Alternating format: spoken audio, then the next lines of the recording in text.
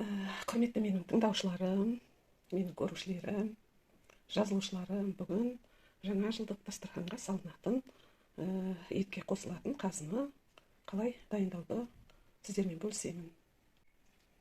Қазыны дайындау үшін біз оған тұз, чеснок және қарабұрыш үшеуін араластырып саламыз. Тұз, қарабұрыш, чеснок.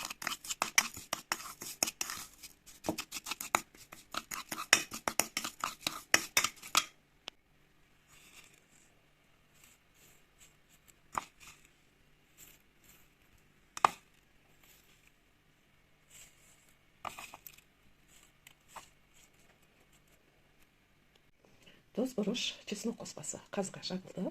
Енді таңатқанша бұны осылай қойып қоямыз. Қазының тұзы әбден сіңді. Бір күн осы тұзымен тұрды. Кішкене жылы жерде тұрды.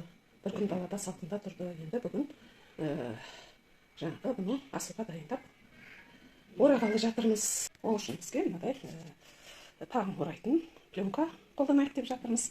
Және оны біткеннен кейін мына жіппен ораймыз. Мына меніңке ақырындап шетінен былай жылжытып неғып жатырмын.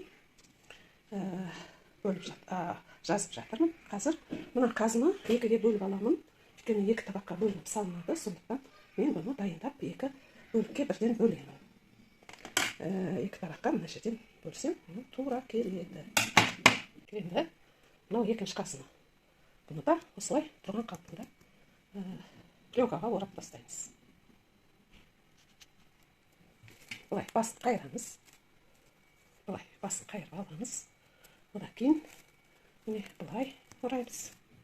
Бұлай. Міне орап аламыз.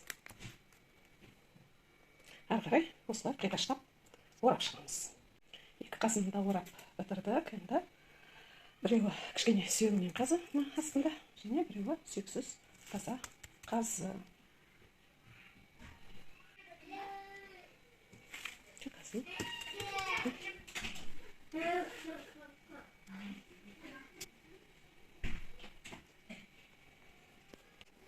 Қазыларды жіппен, кәдімгі машине жіппен шандып бір байлап өттік.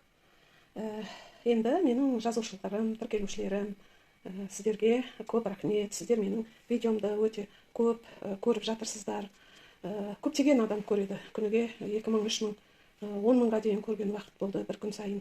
Сондықтан сіздерге мен өте көп ризамын. Сіздердің барлықтарыңызды жаңа жыл мерекесімен құттықтаймын. Барлықтарыңызға табыс тілеймін. Әрдайым сіздердің арман тілектеріңіз орындала берсін. Және менің осы моментті пайдаланып, мен сіздерге каналыма тіркеліп барып көруді сендерге ұсынамын. Пікірлеріңізбен бөлісіп, осылай әрдайым белсенді өмір сүріңіздер, активный өмір сүріңіздер. Осылай жақсы нәрсені, қазақтың тағамдарын осылай жиі көріп, пікірлеріңізді айтып, лайк басып, таратып деген сияқты сіздерден сондай істерді күтеміз. Барлықтарыңызға табыс, мықты денсаулық, ұзақ ғұмыр тілейміз.